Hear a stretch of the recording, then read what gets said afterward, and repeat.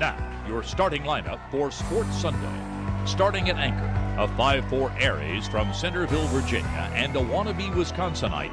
She's a former cross-country star at James Madison University. Put your hands together for Jen Chapman. Also starting at anchor, a 6-foot Leo from Birmingham, Alabama. He's got a degree in graphic design from ITT Technical Institute. He's a father of 3, B.J. Millican.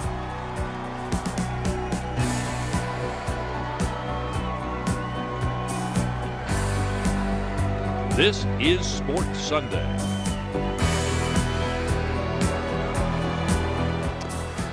You know, sometimes you're just in a groove, like us tonight. That was the case today for Shelby Miller. The Braves pitcher was nearly perfect against the Marlins. He's 1 out away right here from a no-hitter. 2 outs in the ninth. Oh, no! Justin Bohr ruins the fun. The Braves still win, though. 6-zip. Miller gets a 2-hit complete game shutout. It's also a 3-game sweep of the Fish. Welcome fact. In. Yeah, Justin Bohr went to my high school. How about that? He's got a great family, so congratulations, Justin. You just ruined a no-hitter. There you go. Braves fans don't like him. Welcome in, everybody, to Sports Sunday. I'm B.J. Millican alongside Jen Chapman. And Jen, perfection almost attained in the majors. Alexis Osorio and the Alabama softball team nearly got it yesterday. A 1-hitter for her on Saturday, but today she was in the circle again, trying to push the Tide onto an NCAA Super Regionals with one more win against Washington. The Tide looking good early on, already up 3-zip in the 3rd inning. Senior catcher Chauncey Bell yanks this one out towards left, and that's a 3-run homer for her. Bama goes up 6 and is on cruise control. In the 4th, Bama keeps the bats warm. Haley McClenny for the 3rd straight game goes yard. 4 home runs on the day for the Tide, and that's all Osorio needed. She throws a complete game 2-hitter, and Alabama wins 11-1, advancing to their 11th straight Super Regional. Lexi was on today again. It's just really tough to beat her when she's on. And we had some big 2-out rallies. Chauncey Bell's home run was a killer. Danny's was big in the last inning. So couldn't be more proud of my team. And to do this 11 years in a row is just unbelievable. What we've said all week or all year is that we want to peak at the right time, and for us to have a regional tournament like we did from top to bottom, pitching, defense, offense, everybody. You saw, I think almost everyone in our lineup hit a home run this weekend. So it was really awesome to see, and hopefully we can carry that over into Supers. So awaiting the Tide in the Super Regional round are the Oklahoma Sooners. Alabama will host at Rhodes Stadium beginning Friday at 6 p.m. live on ESPN. Well, a big weekend for the Tide softball team, and we'll hear from Patrick Murphy in one-on-one with me in just about 5 minutes. That's right. Time of the essence for Alabama's baseball team as well. They won a single game against Vanderbilt this weekend, but it was important because they secured the 11 seed in this week's SEC tournament over in Hoover. Alabama gets the early bird special at Tuesday at 9:30 against 6th seed Ole Miss for Alabama. The way they played this weekend was key for their confidence. I mean, we were right there in every game, so we feel pretty good about it this weekend. I mean, we lost 2, but we didn't play bad. You know, they really pitched well, and we were right there with them the whole entire series, so we don't feel bad about it. The last game today is some good momentum for the tournament. Here's some of the details of that game on Tuesday. The winner gets the 3rd seed, Texas A&M, on Wednesday at 9:30. Once again, the loser eliminated. Now, several NFL rookies hope that they aren't among the eliminated when roster cuts begin to be made. One guy trying to impress Blake Sims. And he got that shot in Washington Redskins camp this weekend. After not being signed by the Packers as a quarterback, Blake joined the Redskins as a running back. It's a position he's familiar with, having played 2 seasons in Tuscaloosa in the backfield. Skins head coach noticed Blake was pretty comfortable. He runs a little upright, but he's got some natural running ability. You saw that in college at the quarterback position when he breaks contain. I never ever saw the first guy tackle the guy. He always made the first guy miss and the second guy miss, and he always got the 4 or 5 yards needed for the first down. And he's got some natural running ability, and it's good to see him out here. And if we know anything about Blake, it's that he won't go down without a fight. And speaking of not going down easy, the Regents tradition went right down to the wire today. That's right. It was determined by a playoff between Jeff Maggart and Kevin Sutherland. Now, Maggart had a chance to close it out right here on 18. Oh, but he just misses. Both guys go in tied at 14 under. First playoff hole, and it's Sutherland trying to save par with the long putt himself. Got himself into trouble, and it is not online. He would wind up with a bogey, which opened the door for Maggart, who knocked home this par putt, drills it. Maggart is your champion. I mean, there's some great names that play this tour week in and week out, and the guys that have won this tournament, obviously, with Mr. Nicklaus winning a few times and some other really legends of golf. So I'll be humbled to have my name next to them. Congratulations to him. We already had an almost no-hitter. How about an almost hole-in-one, Jen? Watch this. Former Bama golfer Justin Thomas. We've talked about him a lot. Watch it.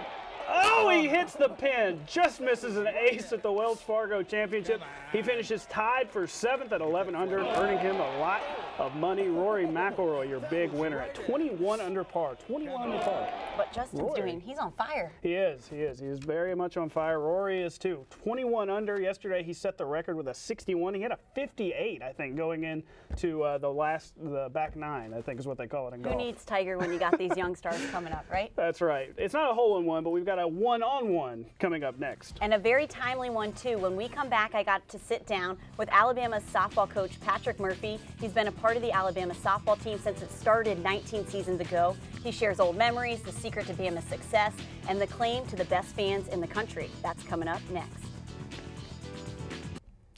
Welcome back to Sports Sunday. You know, Patrick Murphy has built a monster softball program at Rhodes Stadium.